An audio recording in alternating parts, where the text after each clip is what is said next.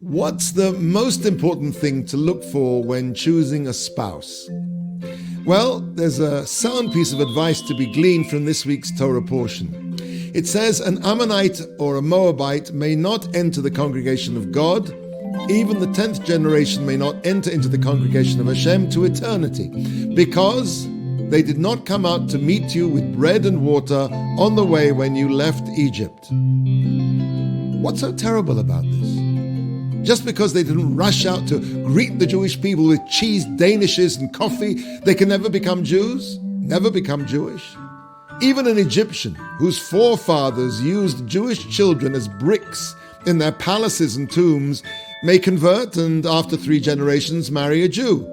Just because of a lack of hospitality, Ammon and Moav can never join the Jewish people. Let's take a look at the history of these 2 nations. Ammon and Moav owe their very existence to Avram Avinu, Abraham, the father of the Jewish people. Abraham saved Lot, the father of Ammon and Moav, when he pulled him out of Sodom before it was destroyed. Were it not for Abraham, there would be no Ammon or Moav. And so, by not coming out to greet the Jewish people, they showed a character flaw: lack of gratitude. Okay, but why should lack of gratitude be something so specifically bad that stops them becoming Jewish for all time? The Hebrew word Yehudi, meaning Jew, comes from the same root as the word lahodot, to give thanks, to be grateful. Gratitude is the essence of being Jewish. And that's not just because the world's a nicer place when people are grateful. Gratitude is the root of the belief in God.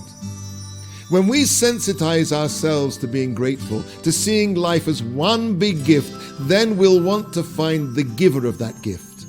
If we don't feel gratitude, then we'll just see life as something random, without cause, without purpose.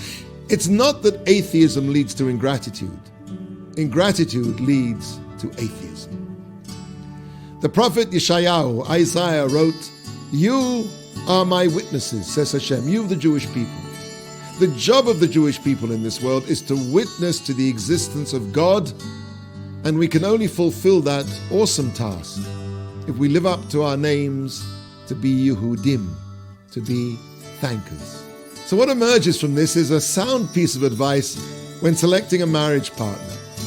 For if chronic ingratitude makes a person unfit to marry, then conversely, the greatest virtue in a spouse is someone who's always grateful. Someone like that is the easiest person in the world to make happy. And that's a real catch.